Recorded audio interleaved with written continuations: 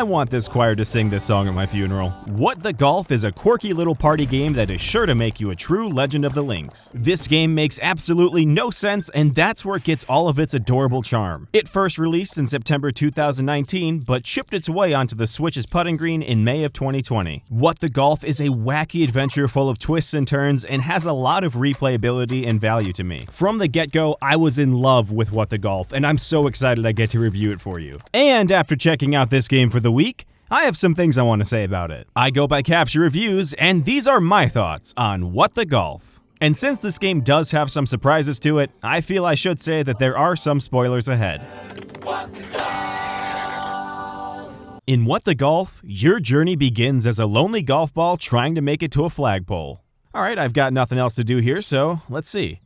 Alright, line up this shot, gauge the power, and hole! Yeah, that's right, Tiger Woods. F*** you, the champ is here! Alright, second hole. Shit, sorry cat, more of a dog person anyway. Okay, next hole. Here we are at the third hole, and hey look, we're human! Alright, keep your head down, shoulders steady, line up the shot, and yes, this is what makes What the Golf so great. The whole gimmick is that you almost never hit an actual golf ball. Rather, the game transitions into a wacky mini golf game where you control an object that's used as a golf ball, and you have to try and reach the flagpole. There are some wildly funny objects that you use here. You can be a cat, a soccer ball, a golf club, Mario's mutant cousin who's fucking disturbing. You can also ruin a house, explode a car, fucking shoot a guy with bow and arrows, and kill a hot dog vendor! This game is rated E10, I just want to get that out there. After the first few levels, you're placed in this lab where you can roam around as your golf ball self. There's a supercomputer here who blocks your path by closing off rooms. By roaming around the lab, you'll find some levels to play. Beat those levels to unlock, you guessed it, more levels, and unlock more rooms in the lab. And after a certain number of levels, you'll have to go toe-to-toe with this supercomputer in order to move on. Repeat this process and you're What the Golfing. I love this style of gameplay that What the Golf presents. These levels are quick and challenging little romps, and this game is so fast-paced that you'll feel like you're zipping through it. Also, the dad joke puns after beating each level is my type of shitty humor. There are tons of levels, so What the Golf keeps you What the Golfing for a while,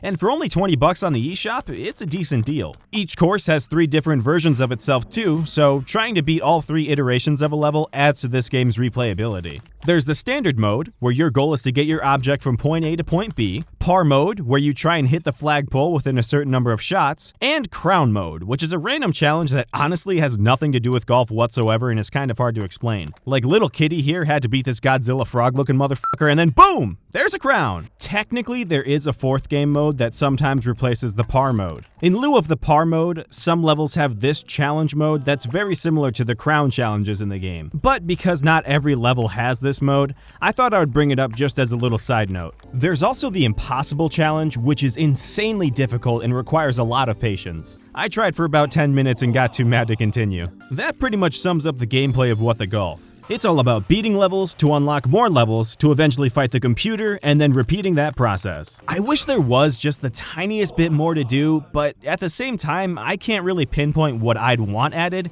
so I think the game designers felt the same way. However, there is a multiplayer mode where you and another golfer race to the flagpole as whatever object you are. After competing in several races, your wins are tallied up, and they're used in a survival mode at the end of the game. In this survival mode, the amount of wins you secured are used as health points in a one-on-one battle against your opponent. Whoever's the last person standing takes all the marbles. I like this style of play because not only does it give you incentive during the races, but it also doesn't discourage you when you slip up once or twice because you know you can take it back at the very end. It's pretty funny watching 2 office chairs frantically race towards a flag, and this mode can be played over and over just because of how wild it is. Multiplayer works absolutely fine, and I've had no issues with it, so good job, What the Golf. This game looks, feels, and plays like an indie game you'd find on an iPhone, which, spoiler alert, it is an indie game you can find on the iPhone. But it's also a faithful port to a console, so it's not an exact copy of the app. The art style is very modern and simplistic and is full of blue and green pastels to please your eyes. You'll see these colors displayed in a primarily angled 3D environment, but with some exceptions here and there. I love how this game looks. Every character has very little detail, but somehow emits a lot of personality. And little details like confetti popping out of flags and hot dogs shooting out of the cart really adds to this game's quirkiness and charm. The physics engine of this game is also really interesting to interact with.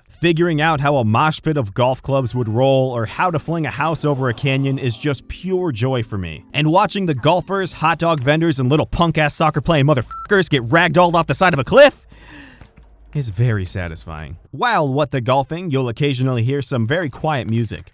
It's mostly composed of humming and people singing the words "What the Golf." And there are some moments when it picks up, but honestly, you'll hardly ever hear the music. But it goes with the art style, so I personally enjoy it, and I think it keeps the overall wacky theme this game has going for it. It's very cute and funny to hear a choir of singers singing "What the Golf" over and over, and I honestly think it's perfect for this game.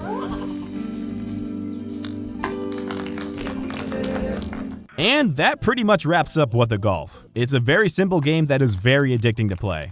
I had a great time playing this game, and I highly recommend it for anyone looking to expand their Switch's library. So, is What the Golf worth buying? I'd definitely say so. There really is nothing wrong with the game. It's simple, fun, and it's easy to take on in short or long bursts because of how quick the levels are. The art style and music go hand in hand and help make this game so bizarrely fun, while the physics engine puts it over the top and makes everything absolutely bonkers. What the Golf is an incredibly fun ride, so I think it deserves a phenomenal 9 out of 10. If there was just a smidge more content, I'd give it a 10, but since What the Golfing can get a tiny bit repetitive after a while, it'll stay at a 9. What the Golf is absolutely a game you should pick up and is full of plenty more surprises that I didn't even show here today. Shell out $20 and you're bound to have a wonderful time on the links. Thank you so much for watching and listening to my thoughts on What the Golf. I hope you enjoyed, and I'll see you next time.